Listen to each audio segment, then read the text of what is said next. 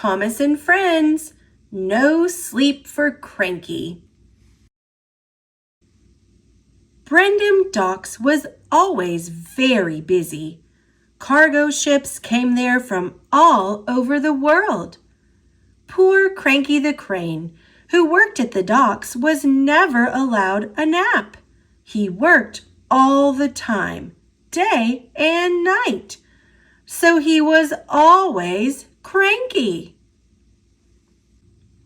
One morning, Cranky was unloading some pipes from a cargo ship and putting them into trucks.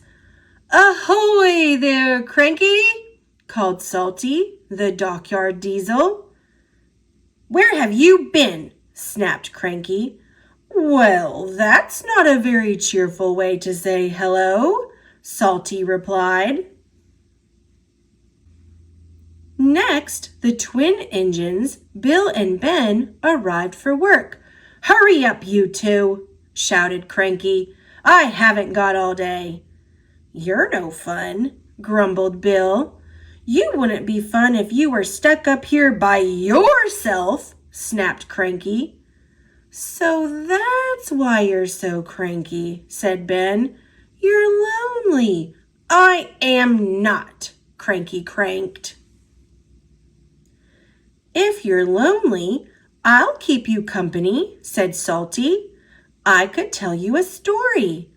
Salty loved nothing better than to tell stories about the sea, but everyone else thought they were boring. "Not another one of your stories," groaned Cranky, and he carried on lifting pipes. "I was in the middle of a wild storm," began Salty, but Cranky didn't want to listen. He was so cross that he dropped the pipes all over the track.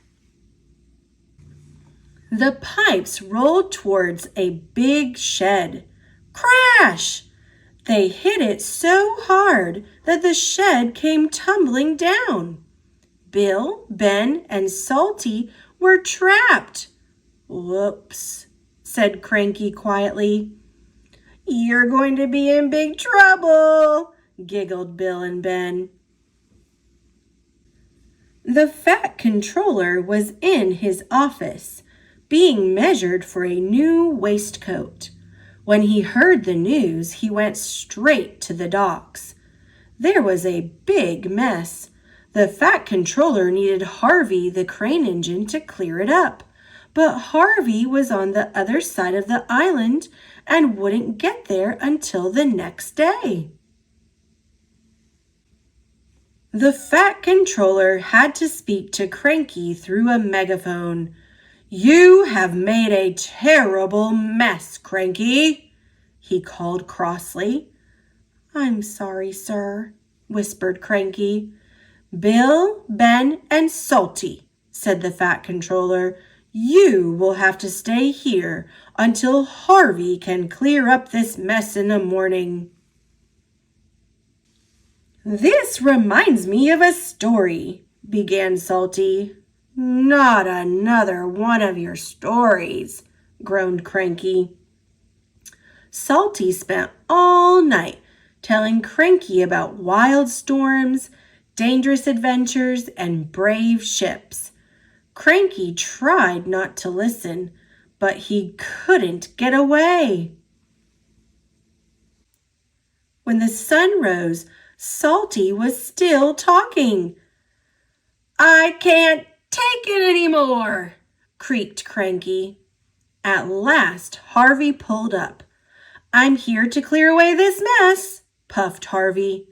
Cranky was so pleased that he forgot to be cranky.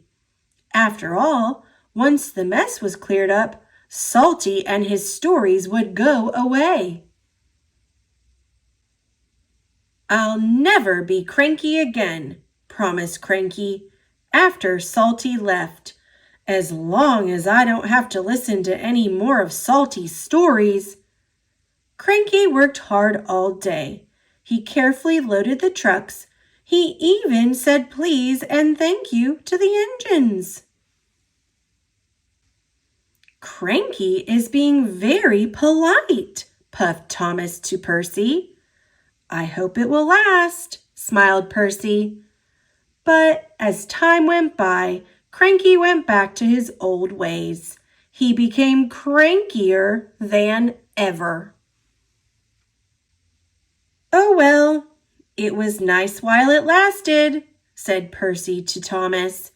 "Yes," said Thomas, "and if Cranky gets too cross, we know what to do." "What?" asked Percy. "We'll ask Salty to tell him a few more stories," smiled Thomas. The engines laughed, but Cranky didn't think it was very funny.